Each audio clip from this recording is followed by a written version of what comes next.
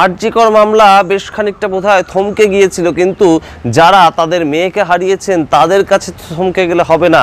তাই জন্যেই বেশ খানিকটা একা একদম বাবা এবং মা কিন্তু গিয়েছিলেন শিয়ালদা কোর্টে, যেখানে এখনো পর্যন্ত মামলাটা চলছে, যেখান থেকে সঞ্জয় রায়ের একদম যাবজ্জীবন দণ্ডিত করা হলো তাকে। একদম 19শে জানুয়ারি আমরা গিয়েছিলাম শিয়ালদা কোর্ট থেকে সেই খবর সরাসরি করতে, কিন্তু সেখানেই আবারও গিয়েছিলেন অভয়ার বাবা এবং মা, এবং তারা জানতে চেয়েছেন যে সিবিআই যে অগ্রগতিতে এগোচ্ছে। সিবিআই আগেই জানিয়েছিল যে শিয়ালদা কোর্টের কাছে তাদের মামলা সম্পূর্ণ, এই মামলায় কিন্তু তাদের তদন্ত এখনো শেষ হয়ে যায়নি, তাদের তদন্ত পরবর্তীতেও চলবে। তাই জন্য তারা জানতে গিয়েছিলেন ভিকটিমের বাবা এবং মা যে তদন্ত রিপোর্ট কোথায়, এখনো পর্যন্ত কেন রিপোর্ট জমা দিতে পারছে না সিবিআই, এবং সেই রিপোর্ট কতদূর পর্যন্ত তৈরি হয়েছে সেটা যখন জানতে চান কোর্টের পক্ষ থেকে সিবিআই এর আইনজীবীর কাছে কিন্তু একদম এই রিপোর্ট তলব করা হয়।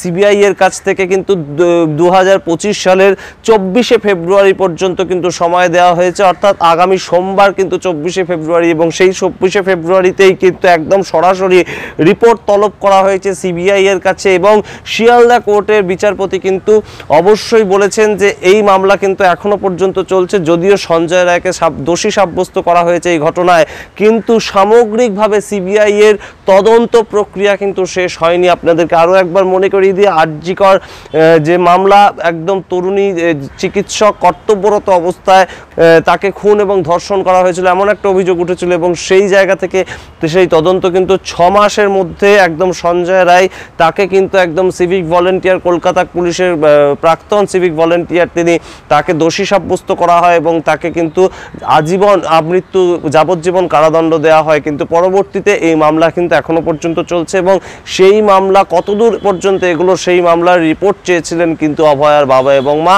এবং সেই রিপোর্ট তলব করেছে ইতিমধ্যেই শিয়ালদা লোয়ার কোর্ট, এবং অবশ্যই এই মামলাটি কিন্তু বর্তমানে হাইকোর্টেও অবশ্যই চলছে তার শুনানি। আমরা অবশ্যই নজর রাখবো যে কোন দিকে এগোয় তদন্ত প্রক্রিয়া। ইতিমধ্যেই কিন্তু একদম বাইরে 9 ফেব্রুয়ারি অভয়ার যে জন্মদিন, 32তম জন্মদিন, সেটা পালিত হয়েছে। আমরা দেখেছি বিভিন্ন সমাজ থেকে কিন্তু অভয়ার জন্মদিন পালন করা হয়েছে প্রত্যেকটা মেডিকেল কলেজে, একদম কলেজ স্কোয়ার থেকে আরজিকর মেডিকেল কলেজ পর্যন্ত একদম মিছিল করা হয়েছিল, মৌন মিছিল অভয়ার জন্মদিনে।